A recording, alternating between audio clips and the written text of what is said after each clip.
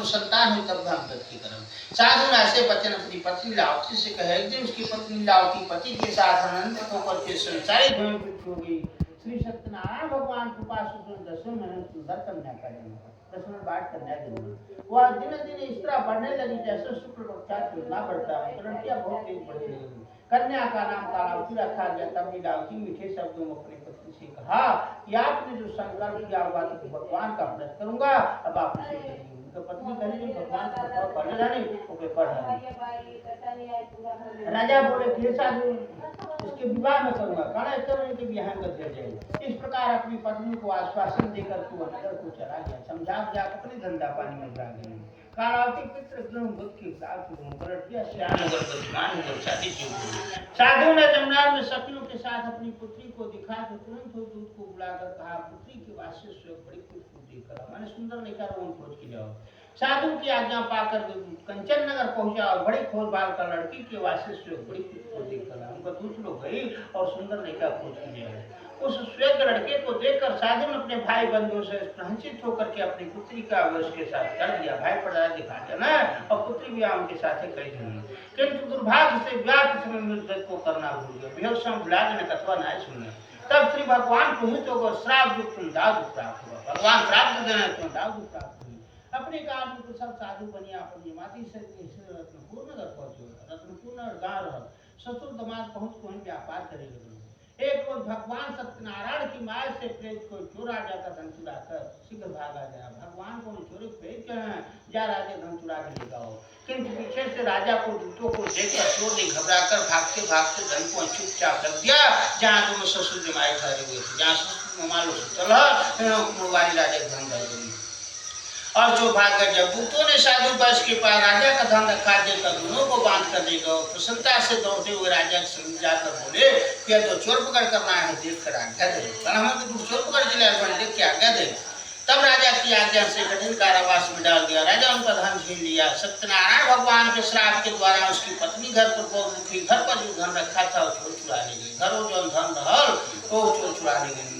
शारीरिक और मानसिक पीड़ा से भूख और प्यास से चिंता में कालावती एक ब्राह्मण के घर गई। अनेकों प्रकार के शारीरिक कष्ट होने लगा तो लड़की ब्राह्मण के घर गई। वहां उसने श्री सत्यनारायण भगवान का व्रत दिखा फिर कथा सुनता प्रसाद ग्रहण कर रात को घर आई। प्रसाद लेकर वहां रात हो गई। माता ने कालावती से कहा कि हे पुत्री दिन में तू कहाँ रही, अब तेरे मन में क्या है। उनका माई डांटे बोले लगली दिन भर कहाँ रहो, आज क्या होता है। कालावती बोली कि हे माता मैंने ब्राह्मण के घर श्री सत्यनारायण भगवान का व्रत देखा है। तब उनके कन्या घर गई। हे माता ब्राह्मण के यहाँ सत्यनारायण भगवान का कन्या के वचन सुनकर के लीलावती भगवान की पूजन की तैयारी करने लगी। लीलावती ने परिवार बंधु से श्री सत्यनारायण भगवान का पूजन किया और यह फरमा कि मेरे पति और दामाद शिवराज प्रार्थना हम सबका अपराध क्षमा करो। भगवान से माफी मांगी जो गलती के लिए बड़ों को क्षमा करे।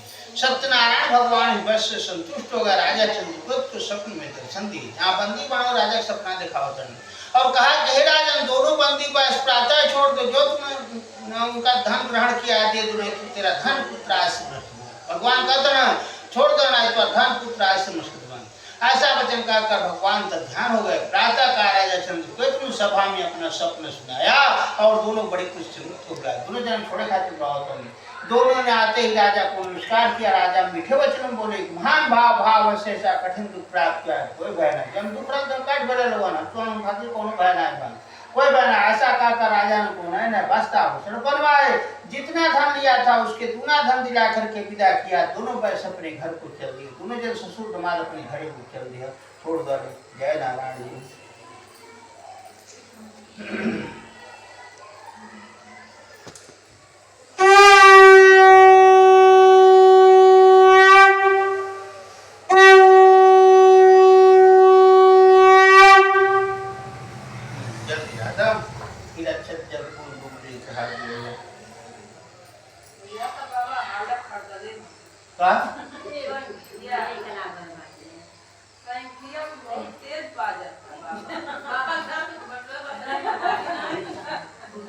संखिया हमार बाबा बजौले रहना तब दादा बजौना तो हम बजाओ थे क्या।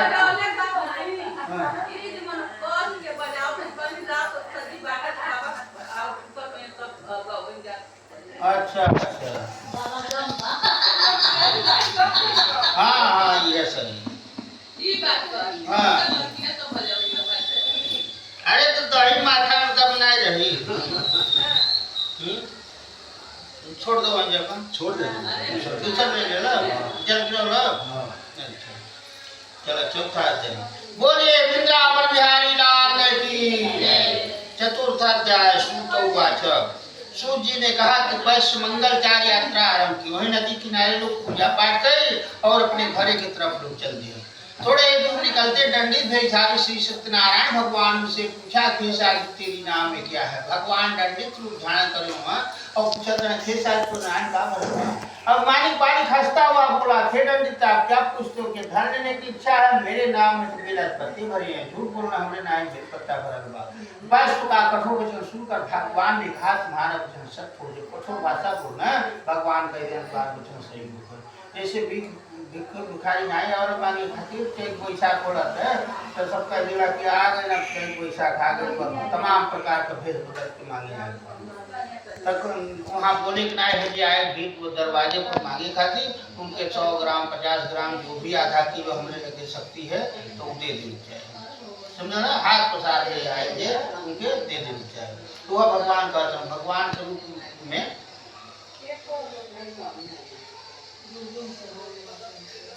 क्या धन लेने की इच्छा है। मेरी नाम में तो बेला पत्ते भरे हैं। झूठ बोल दिया हमारे नाम में बेल पत्ता भरूंगा। बस का कठोर वचन सुनकर भगवान ने कहा तुम्हारा वचन सत्य हो। भगवान के धन तुम्हारा वचन सही होगा। जैसे सोचा तड़ा वैसे होगा ना क्यों कह देगा तो सोचल खराब हो जाएगा। तो भगवान के धन जो तू कहा तड़ा वह हो जाए। बेला के पत्ते देखकर मूर्छित होकर के जमीन पर गिर पड़े। जब नाई पर चढ़ा देखा तो बेल पत्ता भरल बा और मूर्छा गिर पड़ी। फिर मूर्छा खोलने पर बहुत शोक करने लगा। तब उसका दामाद बोला कि आप शोक न करें सब दंडित भगवान का श्राप है। उनका दामाद कहता है कि सब दंडित भगवान श्राप दे दिए। अतः उनकी शरण में चलना चाहिए तब हमारी मनोकामना पूर्ण होगी। उनसे चले कि माफी मांगा जाए तो मनोकामना पूर्ण। दामाद के वचन सुन करके वह दंडित के पास पहुंचा। अंत भक्त बास नमस्कार करके बोला कि मैंने जो आप सतत वचन कहे जो झूठ बोलने वाले उसे क्षमा करो। ऐसा कहकर महान शोक होकर के रोने लगा। तो दंडी भगवान बोले हे बड़े पुत्र मेरी आज्ञा से तुम्हें बार बार दुख प्राप्त हुआ है। तुम मेरी पूजा से हुआ है। मैंने तुम्हारी पूजा मानिक नहीं कहेगा। साधु बोला हे भगवान आपकी माया से मोहित ब्रह्मा आज भी आपको रूप को नहीं जान सकते तब मैं ज्ञानी कैसे जान सकता हूँ। बदर आपको रूप तो ब्रह्मा नहीं बचन है मनुष्य क्यों पहचान। आप प्रसन्न होइए सार्थक अनुसार आपकी पूजा करूँ। धन के अनुसार पूजो है अनुसार अपने धन का अनुसार पूजा करूँ। मेरी रक्षा करो पहले के सामान नौका को धन से भर दो। अनुसार मैं आए रहा वो अनुसार करूँ। उनके भक्त वचन सुनकर के भगवान प्रसन्न हो गए। उसकी इच्छा के अनुसार वर देकर अंतर ध्यान हो गए। जो अनुसार उनकी इच्छा रहा भगवान वर दे देना फिर अंतर ध्यान हो गई। तब उन्होंने नाव पर आकर देखा कि नाव धन से भरपूर है। फिर वो भगवान सत्यनारायण का विधि पूर्वक पूजन किया और साथियों से तब नगर को चला। फिर भगवान के नदी किनारे लोग पूजन कर और साथी से तब नगर चल दिए। जब नगर के निकट पहुंचा तो दूत को घर भेजा। दूत ने साधु के घर जाकर तो उसकी स्त्री को नमस्कार करके कहने लगा। साधु अपने दामाद से घर के समीप आ गए। साधु और दामाद गांव किनारे लोग आगे बढ़े। लीलावती और कालावती से लोग भगवान की पूजन कर रहे थे। दोनों जन महतारी बेटो कथा सुनने लोग बैठे। ऐसा वचन सुनकर साधु की स्त्री बड़े के साथ सदैव का पूजन कर पुत्री से कहा कि मैं अपने पति के दर्शन को जाती हूँ। तू कारपूर्ण करके शीघ्र आना। उनका माता कहली हम अपने पति के दर्शन करे जाते हैं तू यहाँ पूजा कर जल्दी आई है। परंतु कालावती पित्र और प्रसाद को छोड़कर के पति के पास चली गई। उससे पहले उनका लड़की वहां पहुंच गई। प्रसाद के भाग्य के कारण सब तो रुष्ट हो गए। प्रसाद खैबे कैली आने बटबे कैली करना फिर भगवान नाराज। उनके पति को ना सहित पानी में डुबा दिया। कालावती अपने पति को न देखकर रोती हुई जमीन पर गिर गई। जब वहां पहुंचली अपने पति नहीं दिख रही तो जमीन पर गिर गई। इस तरह नौका को डुबा और कन्या को रोता हुआ देखकर साधु दुखी होकर के बोला हे प्रभु मुझसे मेरे परिवार से भूल से क्षमा करो। उनका बाप कहता है चाहे हमसे कौन परिवार से गलती भर लो तो क्षमा करो। इसके दिन वचन सुन करके प्रसन्न हुए। फिर भगवान प्रसन्न हैं और आकाशवाणी हुई कि हे साधु तेरी कन्या मेरे प्रसाद को छोड़कर आई है इसलिए इसका पति अदृष्ट हुआ है। भगवान कहता है कि तुम्हारी कन्या हमारा प्रसाद नहीं खाई बाड़ी है इनका पति अदृष्ट वाणी। ये लोग घर जाकर के प्रसाद खा कर लौटे उसका पति अवश्य मिलेगा। घर जाते हैं प्रसाद खा कर इनका पति जरूर मिलेगा। ऐसे आकाशवाणी से सुनकर कालावती घर पहुंच करके प्रसाद खाया। फिर आकर के अपने पति के दर्शन किए। घर पहुंचली प्रसाद खाई फिर आकर पति दर्शन करी। तब वैश्य परिवार के सभी लोग प्रसन्न हुए। उस दिन से हर पूर्णिमा और मकर संक्रांति में खिचड़ी दिन सत्यनारायण भगवान कथा सुनने लगा लोग। फिर श्लोक का शुभ होकर के मरने पर स्वर्गलोक हो गया। जब लग जना तब लग शुभ होना, मरने पर स्वर्ग की गिना छोड़ देना। जय माता। एक कथा का उद्देश्य है कि भगवान के नाम का प्रसाद कहीं कोनो बटत हो है, हाथ फैला के मांग लो खाए जरूर चाहिए प्रसाद। अब प्रसाद अगर बटता तो के तिरस्कार ना करे जाए जाए अपन प्रसाद ही लेगा हम नहीं कर ना इतने मुहिमदार है। बाकी एक कथा का उद्देश्य है प्रसाद छोड़ के देना उनका सब कुछ विनष्ट है।